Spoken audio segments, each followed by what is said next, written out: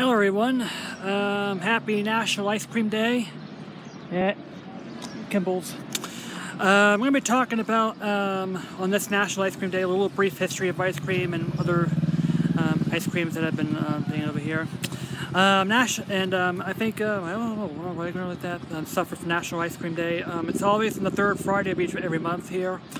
But we're going to be talking about a brief history of the ice cream history and what became the ice cream today, and the little history, and also another ice cream stands that around New England. And New England's a really great place for ice cream. And I mean, Kimball Farm is great, but this is just one of the many good places for ice cream that are today.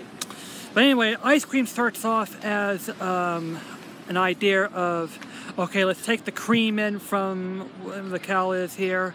Let's put in some snow and ice and salt, put the cream in the center tub and stir it around. And that would make the ice cream. And let's put some fruit in for the sweet here. And to keep in mind that back at that time, freezers and probably perhaps icebox didn't exist. So therefore, that's one of the factors that ice cream was expensive back at that point in time, because it was just the idea of putting the cream and the ice, a cream of tug inside of a tub of ice, and that would been able to be able to do and like that here. And then later on, that began to start the change, modernizing the stuff when they put the churning mechanism into a bucket, the churning mechanism into a bucket, and so therefore that improved it. Also made a little bit of made the ice cream a little more affordable. It was still expensive because even so at that point in time, freezers didn't exist. That is until maybe the late 80s and like that is when freezers started becoming common, and that's what dropped down the price of the ice cream. So ice cream hundreds of years ago, they were really expensive, so only the rich, the upper class, can afford to buy some ice cream at that point in time. Popsicles were invented when someone accidentally left the fruit juice or outside the cold with a spoon or something out there, or maybe a straw, or maybe a stick inside it, and then that was how popsicles were invented. And then, well, ice cream cones.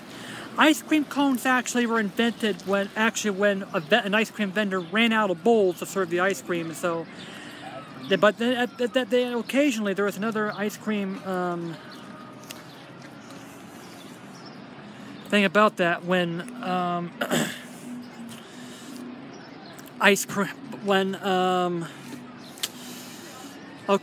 the other vendors around here were making waffles, so okay, let's serve this.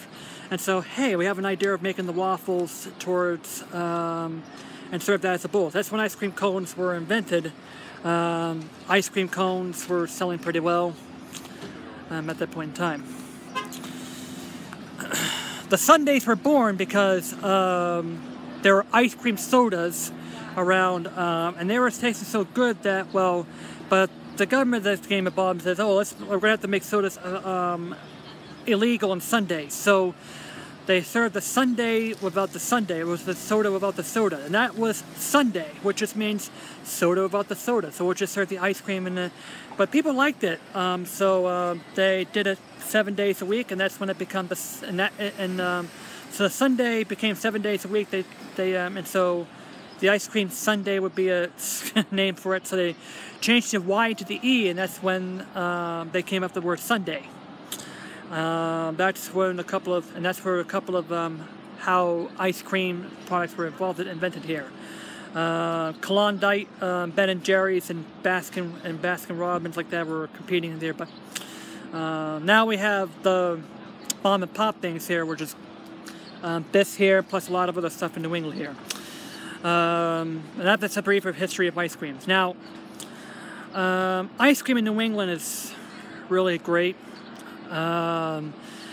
Kimball's is great, but there's a lot of other ice cream stands around here. JG's in Methuen is pretty great. They have interesting flavors, and plus they have go-karts. The same concept here, but it's just that they don't have the grilled seafood shack. Rhoda Springs is great. I mean, they also have really rich flavors. They have lavender ice cream. That's one of them here. Richardson's, pretty good ice cream. I go there during the winter when this place closes in the fall, which may not be so much longer because Kimball's is right now having some plans of going year-round for the ice cream once they open up a new restaurant. So yeah, that's when I've been able to hear. Richardson's, Rhoda Springs. Hodgie's ice cream is great. They serve in gigantic portions. The banana splits here, you think they're big? Well, that's a kiddie size at Hodgie's up in Amesbury. They have the Hodgie special, which is 20 scoops of ice cream. And I'm talking, yeah, that's 20 scoops of ice cream. Well, actually, no, 12 scoops of ice cream. That's 4 times the size of a banana split at this place. That's how big they are. But I still come here. It's still great here. Bedford Farms, they're also great. They're in Bedford, Concord, and there's the third one opening up in Burlington. And plus the other, and also other great places here. Yeah, the main ice cream place I like here is Bedford's, Rhoda Springs, Richardson's, Hodgie's, Kimball's, and JG's. Other great ice cream places. Reasons to be cheerful. Heritage Farm. I haven't been there yet, but I've heard. But I think they're pretty good. A couple of other ice cream stands that are not so great. I'm gonna stop talking over here. Not so great. It's Reelman's and Dairy Joy up in Weston. They're meh at best here. So yeah. Ice cream in Florida, though. I've been to Florida. Ice cream is terrible there. Yeah, well, the only a couple of cute looking, but their ice cream still mediocre is Twisty Treat. Yeah, it's basically Dairy Queen. It's probably sub Dairy Queen, but the only good thing is about their cone-shaped splits here. And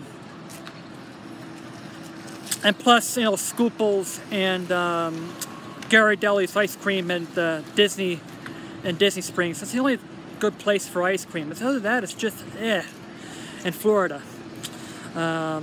So yeah, I like to see more Carvel's. Carvel's ice cream is they're great. Their soft service really, great. And I like their Sunday Dashers. I prefer the Sunday Dashers over the Blizzards. Like that. Cold Stone Creamery is pretty good though, and likely they have Cold Stone Creamery here. You can make your own flavors, but yeah. So anyway, happy National Ice Cream Day.